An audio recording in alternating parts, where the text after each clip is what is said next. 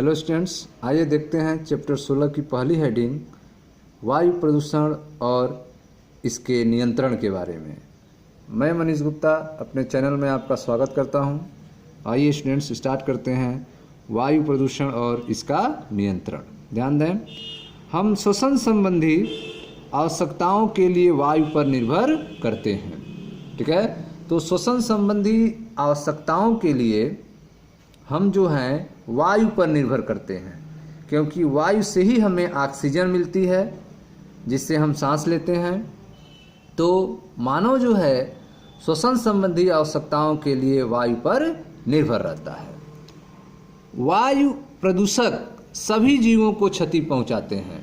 ठीक है, वायु में जो प्रदूषक होते हैं वे सभी जीवों को क्षति पहुंचाते हैं। ठीक है, वे फसल की वृद्धि या उत्पाद कम करते हैं। ठीक है, प्रदूषक कौन है? अवांछनीय परिवर्तन उत्पन्न करने वाले कारक। जो अवांछनीय परिवर्तन उत्पन्न करते हैं ऐसे कारकों को ही प्रदूषक कहते हैं। तो वायु का जो कंपोजिशन है, एक स्वच्छ वायु का, फ्रेश एयर का जो कंपोजिशन है, अगर वह कंपोजिशन किसी अवांछनीय परिवर्तन उत्पन्न करने वाले कारक के द्वारा ऐसा संभव हो तो ऐसे कारक को प्रदूषक कहेंगे। ठीक है, जिसके कारण वायु का कंपोजिशन बदल जाता है। ठीक है, तो वायु के कंपोजिशन बदलने के कारण वायु प्रदूषक जो है सभी जीवों को क्षति पहुंचाते हैं। वे फसल की वृद्धि या उत्पाद कम कर देते हैं और इसके कारण पौधे अपरिपक्व अवस्था में मर जाते हैं। ठीक है, तो वायु प्रदूषण के कारण आप देख रहे हैं फसल की वृद्धि और उत्पाद जो है प्रभावित हो जाता है, पौधे जो हैं अपरिपक्व अवस्था में मर जाते हैं। वायु प्रदूषक मनुष्य और पशुओं के श्वसन तंत्र पर काफ़ी हानिकारक प्रभाव डालते हैं। ठीक है, जो वायु प्रदूषक हैं यह मनुष्य और पशुओं के श्वसन तंत्र पर काफ़ी हानिकारक प्रभाव डालते हैं। ये हानिकारक प्रभाव प्रदूषकों की सांद्रता, उद्भासन काल और जीव पर निर्भर करते हैं। ठीक है, तो हानिकारक प्रभाव जो है यह निर्भर करता है प्रदूषक की सांद्रता पर। ठीक है, जो प्रदूषक हैं उनकी मात्रा कितनी है, उनकी सांद्रता कितनी है, उद्भासन काल कितना है। ठीक है, यह जो है जीव पर निर्भर करते हैं। तो आप देख रहे हैं चैप्टर 16 की पहली हेडिंग वायु प्रदूषण और इसके नियंत्रण के बारे में। ठीक है, इसमें आप देख रहे हैं कि श्वसन संबंधी आवश्यकताओं के लिए मानव जो है वायु पर निर्भर करते हैं। वायु प्रदूषक जो है सभी जीवों को क्षति पहुंचाते हैं। वे फसल की वृद्धि या उत्पाद कम करते हैं। इसके साथ साथ वे पौधे अपरिपक्व अवस्था में मर जाते हैं। वायु प्रदूषक मनुष्य और पशुओं के श्वसन तंत्र पर काफ़ी हानिकारक प्रभाव डालते हैं। ये हानिकारक प्रभाव प्रदूषकों की सांद्रता, उद्भासन काल और जीव पर निर्भर करते हैं। ठीक है, आगे देखें ध्यान से। ताप विद्युत संयंत्रों। ठीक है, जो ताप विद्युत संयंत्र हैं जहां से बिजली पैदा की जाती है, जहां पे कोयले को जलाया जाता है संयंत्र को चलाने के लिए, ताप विद्युत संयंत्रों के धूम्र स्तंभ। ठीक है, जब कोयले को जलाएंगे तो उससे जो धुआं निकलेगा, स्मोक स्टैकस कहते हैं उसको, धूम्र स्तंभ कहते हैं। ताप विद्युत संयंत्रों के धूम्र स्तंभ कणकीय धूम्र। ठीक है, ऐसा धुआं जिसमें पार्टिकल्स होते हैं, कणकीय धूम्र और अन्य उद्योगों से, ठीक है, हानिकारक गैसें, जब नाइट्रोजन, ऑक्सीजन आदि के साथ और गैसीय वायु प्रदूषक भी निकलते हैं। ठीक है, तो आप देख रहे हैं कि जो ताप विद्युत संयंत्र हैं उनके धूम्र स्तंभ, जो इसके धूम्र स्तंभ हैं जिसे स्मोक स्टैकस कहते हैं, जहां से उनके धुएं निकलते हैं। ठीक है, कणकीय धूम्र और अन्य उद्योगों से जो हानिकारक गैसें निकलती हैं वे नाइट्रोजन ऑक्सीजन के साथ पार्टिकुलेट हो जाती हैं, उनके साथ मिल जाती हैं और गैसीय वायु प्रदूषक भी निकलते हैं। वायुमंडल में इन अहानिकारक गैसों को छोड़ने से पहले इन प्रदूषकों को पृथक करके या निस्यंदित फिल्टर्ड करके बाहर निकाल देना चाहिए। ठीक है, वायुमंडल में ये जो हानिकारक गैसें हैं इनको छोड़ने से पहले इनको अहानिकारक बनाया जाता है। इसके लिए जो है फिल्टर किया जाता है, इनको फिल्टर्ड किया जाता है, प्रदूषकों को अलग किया जाता है। कैसे करते हैं आइए समझते हैं उसके बारे में। कणकीय पदार्थों को निकालने के कई तरीके हैं। जो कणकीय पदार्थ हैं उनको निकालने के कई तरीके हैं। सबसे पहले व्यापक रूप से जो तरीका अपनाया जाता है वह है स्थिर वैद्युत अवक्षेपित्र। ठीक है, जो व्यापक रूप से यूज होने वाला तरीका है कणकीय पदार्थों को निकालने के लिए उसे कहते हैं स्थिर वैद्युत अवक्षेपित्र, इलेक्ट्रोस्टैटिक प्रेसिपिटेटर कहते हैं। ठीक है, जो ताप विद्युत संयंत्र के निर्वातक अर्थात एग्जास्ट में मौजूद 99% कणकीय पदार्थों को हटा देते हैं।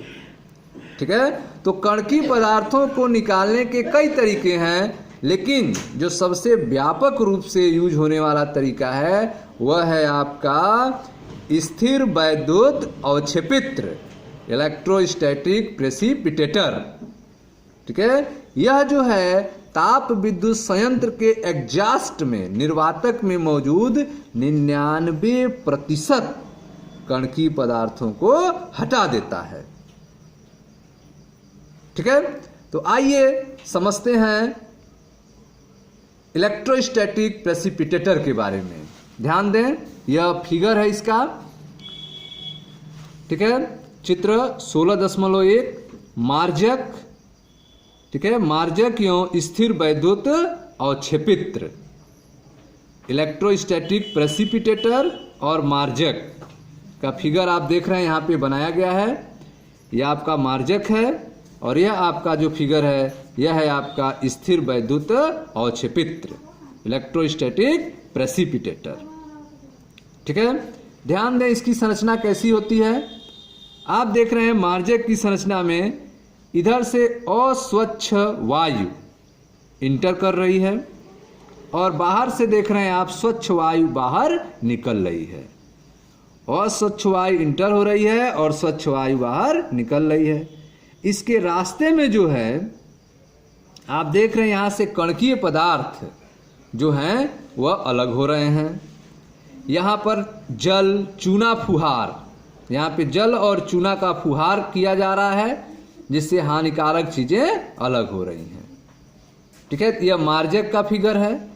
स्थिर वैद्युत अवक्षेपित्र का फिगर देखें ध्यान से। अस्वच्छ वायु इसमें इंटर कर रही हैं।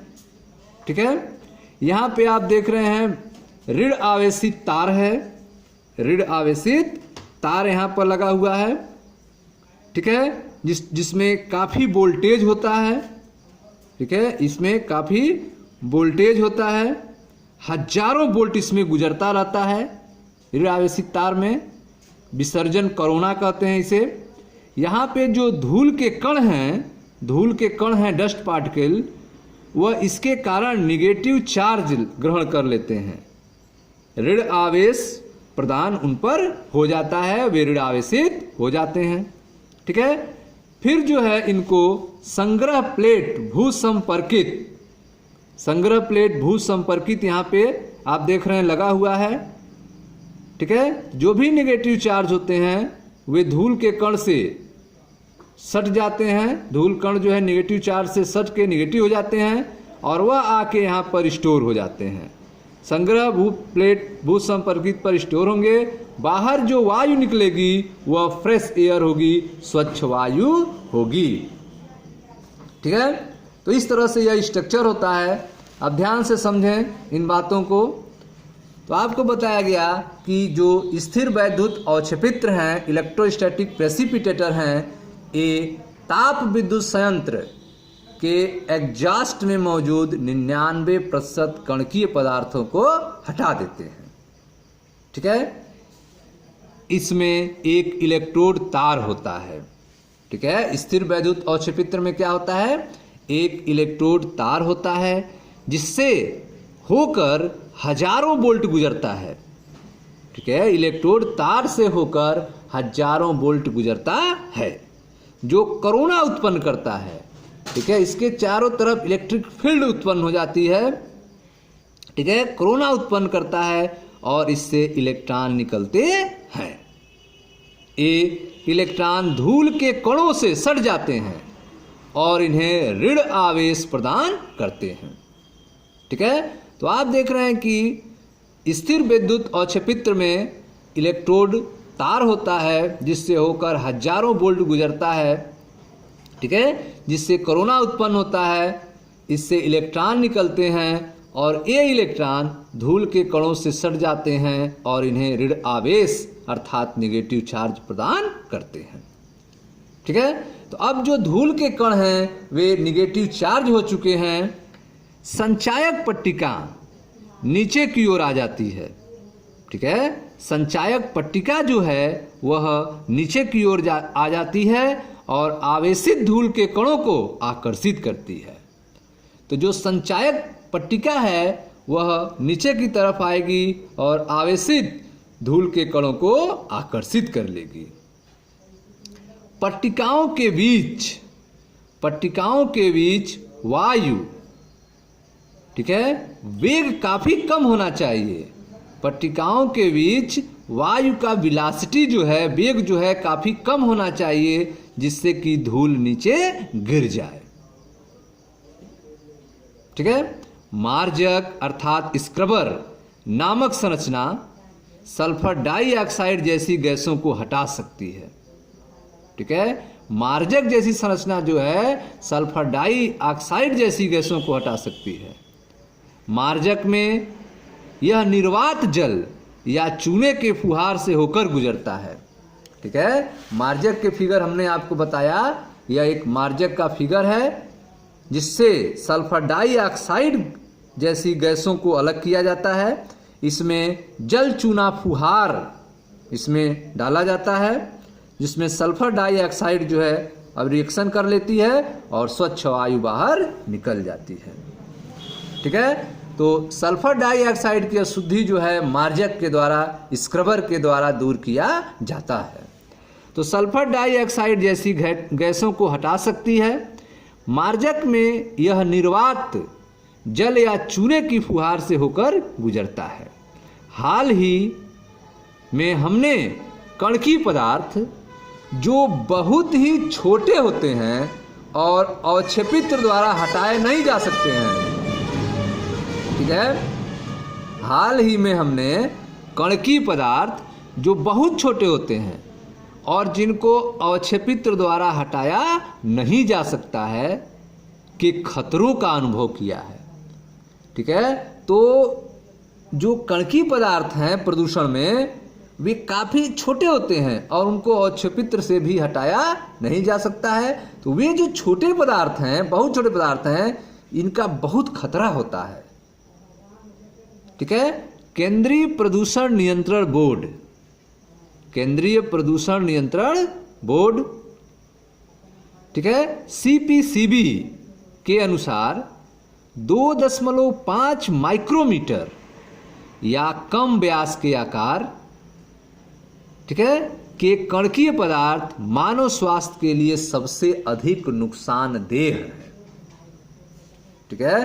तो आप देख रहे हैं कि जो केंद्रीय प्रदूषण नियंत्रण बोर्ड है, ठीक है, सेंट्रल पॉल्यूशन कंट्रोल बोर्ड के अनुसार 2.5 माइक्रोमीटर या कम व्यास के आकार के कणकीय पदार्थ मानव स्वास्थ्य के लिए सबसे अधिक नुकसानदेह है। ठीक है। सांस समय एक कण,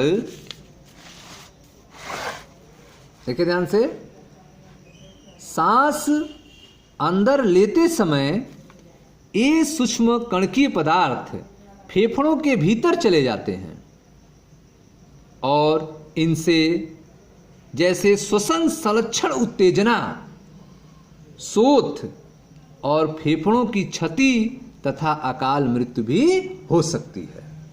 ठीक है, तो ये जो छोटे पार्टिकल्स हैं जिनको छाना नहीं जा सकता, जिनको अलग नहीं किया जा सकता, वे श्वसन के साथ फेफड़ों में पहुंच जाते हैं और श्वसन संरक्षण उत्तेजना उत्पन्न होती है, खांसी आने लगती है, लगातार खांसी आती है, जिससे फेफड़ों में सूजन हो जाता है, फेफड़ों की क्षति हो जाती है और इसके कारण अकाल मृत्यु भी हो सकती है। खासकर महानगरों में, ठीक है, महानगरों में स्वचालित वाहन वायुमंडल प्रदूषण के प्रमुख कारण हैं। महानगरों में जो स्वचालित वाहन हैं वे वायुमंडल प्रदूषण के प्रमुख कारण हैं। जैसे जैसे सड़कों पर वाहनों की संख्या बढ़ती है, यह समस्या अन्य शहरों में भी पहुंच रही है। ठीक है, तो सड़कों पर वाहन की संख्या जैसे जैसे बढ़ेगी, यह समस्या जो है दूसरे शहरों में भी पहुंच रही है। स्वचालित वाहनों का रखरखाव उचित होना चाहिए। ठीक है, जो स्वचालित वाहन है उनका रखरखाव उचित होना चाहिए ताकि वह प्रदूषण कम कर सकें। उनमें सीसा रहित पेट्रोल या डीजल का प्रयोग होने से उत्सर्जित प्रदूषकों की मात्रा कम हो सकती है। ठीक है, तो अगर स्वचालित वाहनों में सीसा रहित, लेड फ्री, सीसा रहित पेट्रोल या डीजल का प्रयोग करें तो उत्सर्जित प्रदूषकों की मात्रा कम हो सकती है। उत्प्रेरक परिवर्तक, ठीक है, उत्प्रेरक परिवर्तक अर्थात कैटालिटिक कन्वर्टर में कीमती धातु प्लैटिनम, पैलेडियम और रेडियम लगे होते हैं। उत्प्रेरक परिवर्तक में कीमती धातु प्लैटिनम, पैलेडियम और रेडियम लगे होते हैं जो उत्प्रेरक का कार्य करते हैं। ये परिवर्तक स्वचालित वाहनों में लगे होते हैं जो विषैले गैसों के उत्सर्जन को कम करते हैं। ठीक है, तो आप देख रहे हैं कि जो स्वचालित वाहन हैं उनमें उत्प्रेरक लगे रहते हैं जो विषैले गैसों के उत्सर्जन को कम करते हैं। उत्प्रेरक परिवर्तक के रूप में कीमती धातु प्लैटिनम, पैलेडियम और रोडियम लगे होते हैं। ठीक है, रेडियम लगे होते हैं जो उत्प्रेरक का काम करते हैं। ये परिवर्तक स्वचालित वाहनों में लगे होते हैं जो विषैले गैसों के उत्सर्जन को कम करते हैं। जैसे ही निर्वात उत्प्रेरक परिवर्तक से होकर गुजरता है, ठीक है, जैसे ही निर्वात उत्प्रेरक परिवर्तक से होकर गुजरता है, अदग्ध हाइड्रोकार्बन डाइऑक्साइड और जल में बदल जाता है। ठीक है, जैसे ही निर्वात उत्प्रेरक परिवर्तक से होकर गुजरता है, अदग्ध हाइड्रोकार्बन डाइऑक्साइड और जल में बदल जाता है और कार्बन मोनोऑक्साइड तथा नाइट्रिक ऑक्साइड क्रमशः कार्बन डाइऑक्साइड और नाइट्रोजन गैस में परिवर्तित हो जाता है। ठीक है, तो आप देख रहे हैं कि जैसे ही निर्वात उत्प्रेरक परिवर्तक से होकर गुजरता है, अदग्ध हाइड्रोकार्बन डाइऑक्साइड और जल में बदल जाता है। कार्बन मोनोऑक्साइड जो है कार्बन डाइऑक्साइड में और नाइट्रिक ऑक्साइड नाइट्रोजन गैस में परिवर्तित हो जाता है। उत्प्रेरक परिवर्तक युक्त मोटर वाहनों में सीसा रहित अनलेडेड पेट्रोल का उपयोग करना चाहिए क्योंकि सीसा युक्त पेट्रोल उत्प्रेरक को अक्रिय करता है। ठीक है, उत्प्रेरक परिवर्तक युक्त मोटर वाहनों में सीसा रहित अनलेडेड पेट्रोल का उपयोग करना चाहिए। क्यों? क्योंकि शीशा युक्त पेट्रोल उत्प्रेरक को अक्रिय करता है।